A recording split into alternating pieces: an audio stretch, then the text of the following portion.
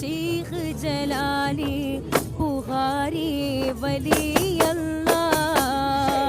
കാസർഗോഡ് ചുണക്കുട്ടികളുടെ അർപ്പണമുട്ടാണ് നിങ്ങളിപ്പോ കേട്ടത്. എന്താ എനർജി! എവിടെ എന്തത് എവിടുത്തെ പറ, നിങ്ങൾ തന്നെ നിങ്ങൾ ഇൻട്രൊഡ്യൂസ് ചെയ്തോ. എവിടെയാ? കാസർഗോഡ് ജില്ലയിൽ നിന്ന് ഏതോ സ്കൂൾ?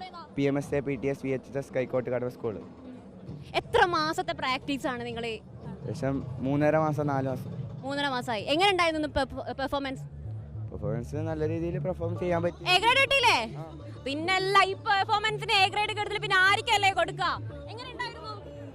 നല്ലൊരു എക്സ്പീരിയൻസ് ആയിരുന്നു. നമ്മൾ 14 വർഷമായിട്ട് വരുന്നതാണ് നമ്മുടെ സ്കൂളിൽ തന്നെ. 14 വർഷമായിട്ടുണ്ട്. 14 വർഷമായിട്ട് സംസ്ഥാന സ്കൂൾ കലോത്സവത്തിൽ വന്ന് മാറ്റിയെടുക്കുന്ന കുട്ടികളാണ് ഇതാ എൻ്റെ കൂടെ ഇപ്പം നിന്നോണ്ടിരിക്കുന്നത്.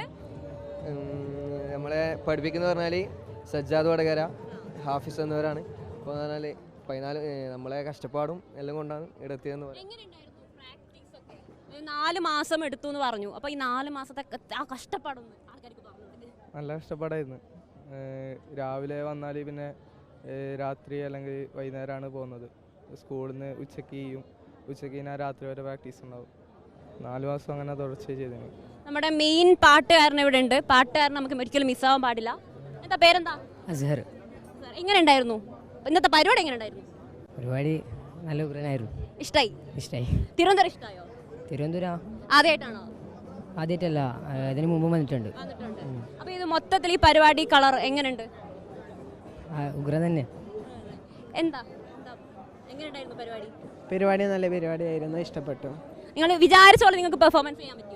അതിൽ കൂടുതൽ പെർഫോം ചെയ്യാൻ അതിൽ കൂടുതൽ പെർഫോമൻസ് ചെയ്യാൻ പറ്റുന്നതാണ് കുട്ടികൾ പറയുന്നത്. അപ്പോൾ അതിഗംഭീരമായി അർപ്പണമുട്ട് കളിച്ച് കാസർഗോഡ് നിന്ന് 14 ജില്ലകൾ താണ്ടി തിരുവനന്തപുരത്ത് എത്തിയ കുട്ടികളാണ്. അതിഗംഭീരമായിട്ട് അവരുടെ അർപ്പണമുട്ട് കളിച്ച് എ ഗ്രേഡ് വാങ്ങിയിട്ടാണ് അവർ തിരുവനന്തപുരത്തു നിന്നും കാസർഗോഡേക്ക് വണ്ടി കയറുന്നത്.